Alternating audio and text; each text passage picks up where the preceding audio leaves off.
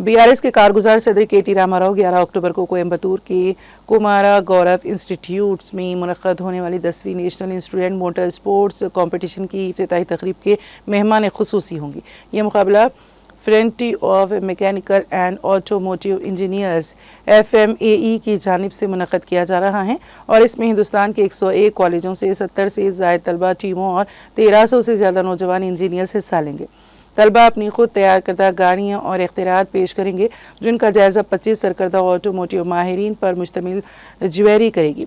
FMA نے اپنے دعوت نامے میں راما راؤ کے حیدرآباد میں فارمولا E لانے میں کردار کی ستائش کی، جس نے تلنگانہ کو عالمی موٹر اسپورٹس کے نقشے پر نمایاں کیا۔